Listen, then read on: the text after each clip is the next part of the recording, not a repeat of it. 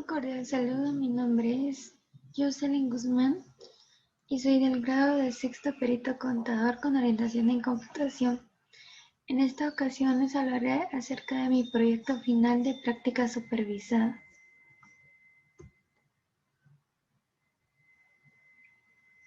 Principios de la contabilidad.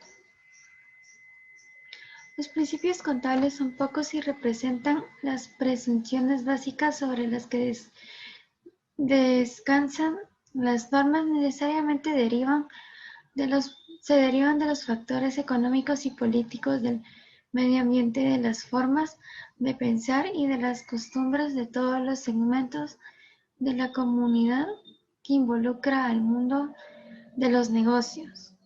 En otras palabras, los principios de contabilidad son reglas y normas de aceptación general que deben observarse para la adecuada preparación de los estados financieros. Los objetivos del uso de dichos principios tienen que ver con el registro adecuado de los activos, pasivos y patrimonio de una empresa. También con la presentación adecuada de la inversión de los accionistas o inversionistas. Presentan adecuada y razonable el resultado de las operaciones del negocio.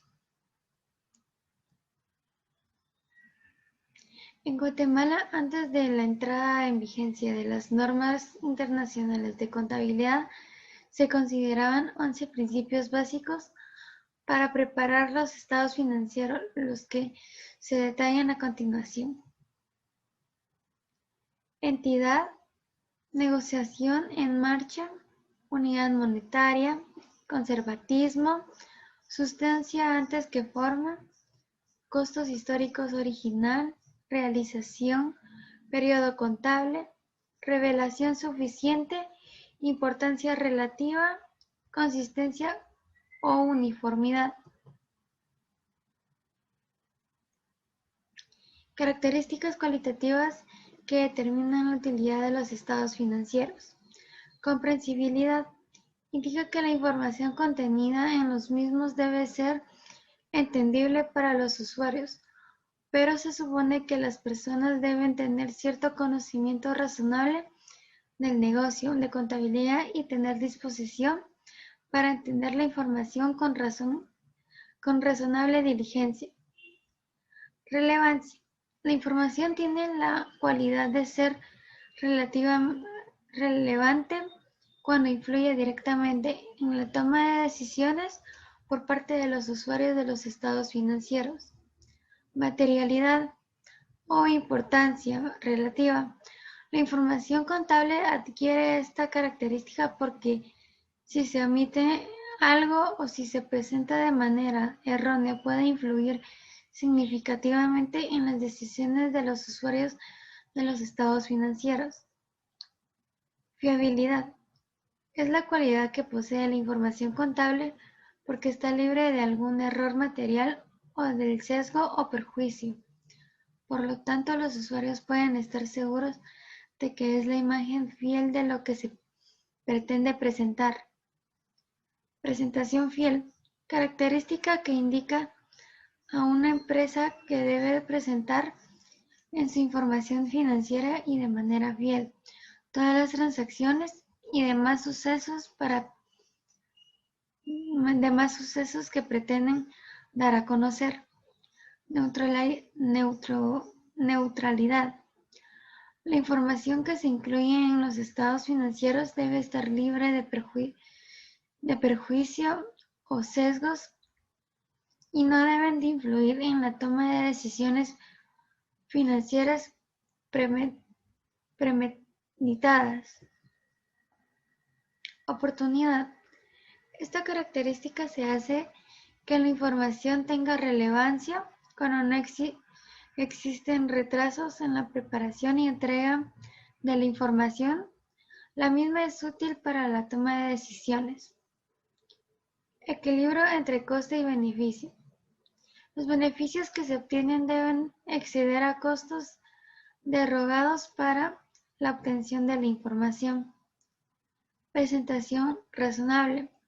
Indica que los estados financieros presentan razonablemente la situación financiera de una empresa. El fondo sobre la forma.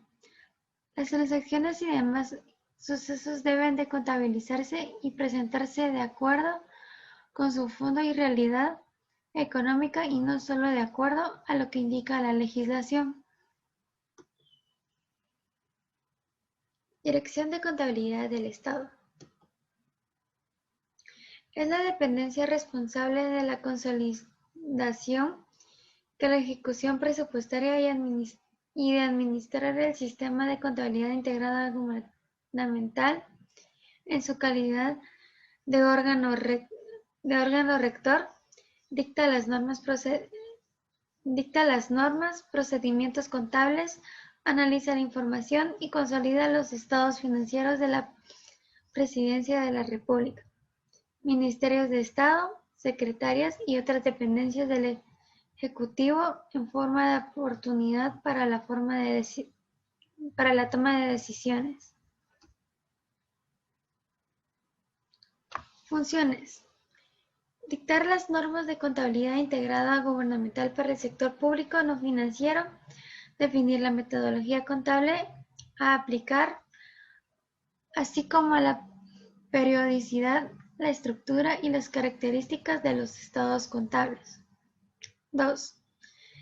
Llevar el registro consolidado de la ejecución presupuestaria y de la contabilidad de las instituciones del sector público no financiero.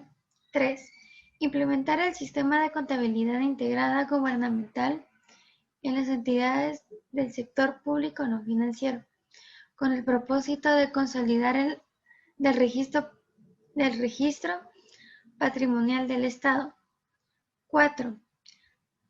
Normar los procedimientos para el mantenimiento de los archivos de la documentación de soporte de las operaciones presupuestarias a cargo de cada unidad de administración financiera de los organismos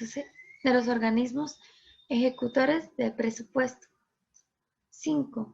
Presentar al Congreso de la República de Guatemala por medio del despacho ministerial el informe cuatrimestral de la ejecución del presupuesto general de ingresos y egresos del Estado, conforme a la literal del artículo 183 de la Constitución Política de la República de Guatemala, así como también a la Contraloría General de Cuentas. 6. Coordinar con las otras direcciones especializadas del Ministerio las actividades complementarias o compartidas del Sistema Integrado de Administración Financieras. 7. Generar información relevante y útil con base en los datos del Sistema de Contabilidad Integrada Gubernamental para la toma de decisiones de distintos niveles de la gestión pública. 8. Asesorar, capacitar y asistir técnicamente a las entidades del sector público no financiero en el establecimiento de las normas y metodologías del Sistema de Contabilidad Integrada Gubernamental, Sistema Informático de Gestión y del Sistema de Nómina y Registro del Personal, Guatenóminas. 9. Conciliar las cuentas monetarias administrativas por la Tesorería Nacional. 10. Realizar operaciones patrimoniales de ajuste y cierres contables y producir anualmente los estados financieros para su remisión a la Contraloría General de Cuentas y al Congreso de la República de Guatemala. 11. Administrar al Sistema de Contabilidad Integrada Gubernamental, Sistema Informático de Gestión y el Sistema de Nómina y Registro de Personal. 12. Autorizar los pagos a pensionados del Estado en el sistema de clases pasivas. 13. Preparar la liquidación anual del presupuesto contemplada en el artículo 241 de la Constitución Política de la República de Guatemala para su remisión a la Contraloría General de Cuentas y al Congreso de la República de Guatemala.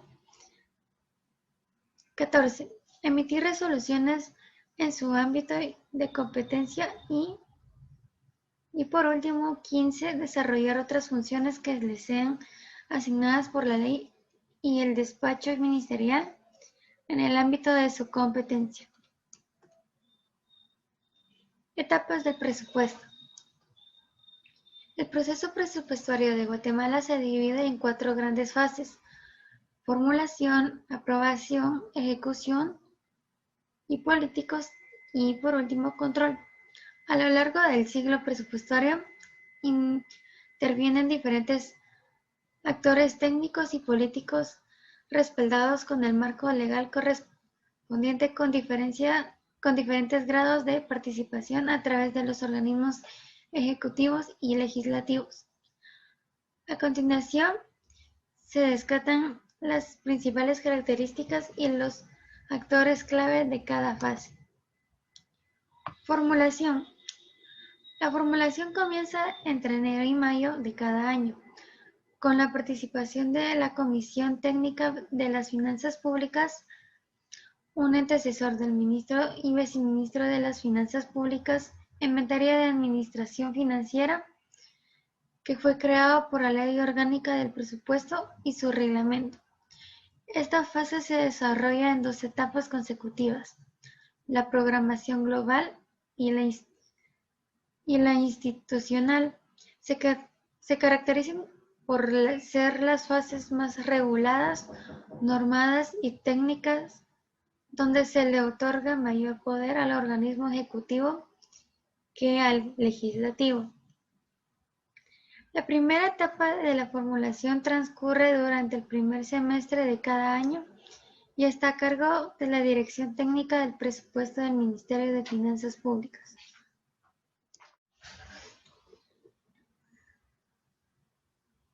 Aprobación. Esta fase comienza con la presentación del organismo ejecutivo al legislativo de la iniciativa de la Ley Anual del Presupuesto de Ingresos y Egresos del Estado.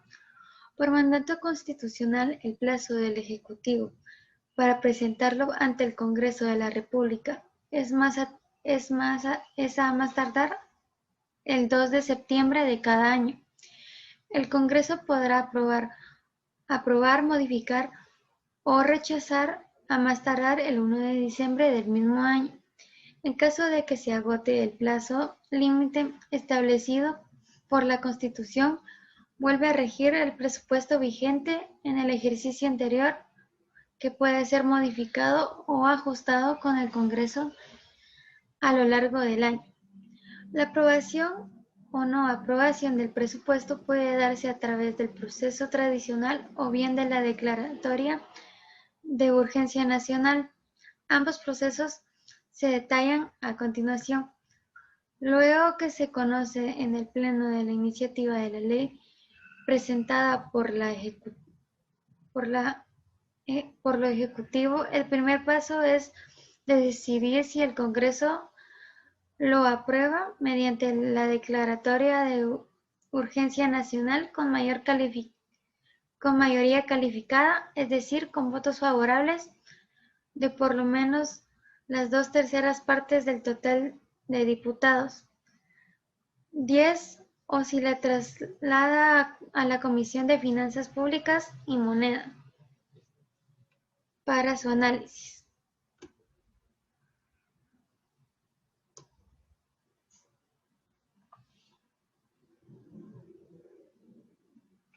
Ejecución y control. El proceso de ejecución presupuestaria a nivel formal está regulado por las normas que se utilizan para la formulación del presupuesto con arreglo a la Ley Orgánica del Presupuesto. Esta ley permite que durante la ejecución del presupuesto se realicen ajustes en la asignación de recursos a las diferentes actividades u obras que integran cada programa del presupuesto. Existen, sin embargo, algunas restricciones. Por ejemplo, la prohibición de transferir fondos aprobados para inversiones hacia gasto corriente y de modificar el techo presupuestario a menos que el Congreso lo apruebe.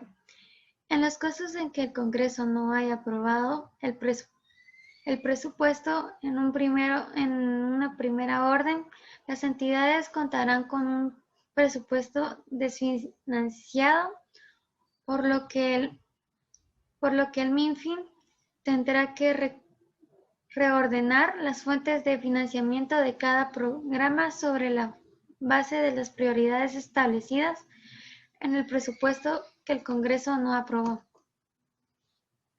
Evaluación.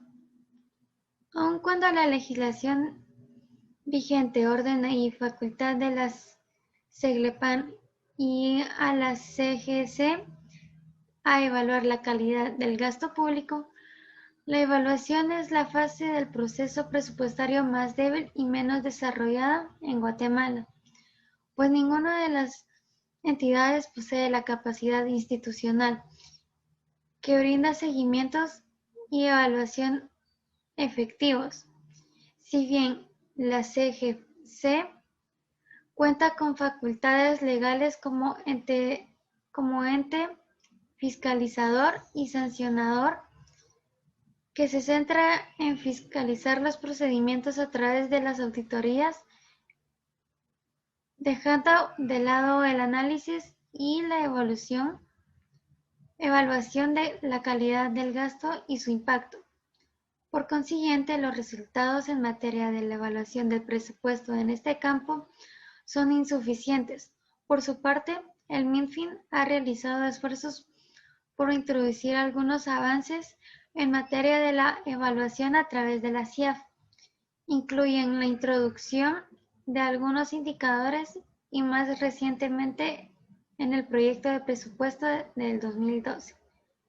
Medidas específicas para adoptar de manera gradual un enfoque de presupuesto por resultados. No obstante estos esfuerzos, los resultados son aún incipientes y Guatemala sigue sin contar con un sistema de evaluación del gasto público completo y efectivo. Depreciación de unidades producidas.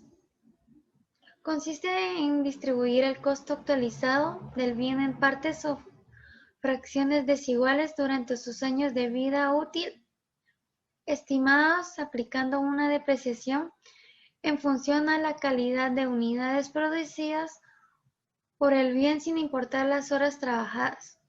Su aplicabilidad es similar al método de las horas de trabajo, con la variante: en vez de utilizar las horas de trabajo se utiliza la producción realizada.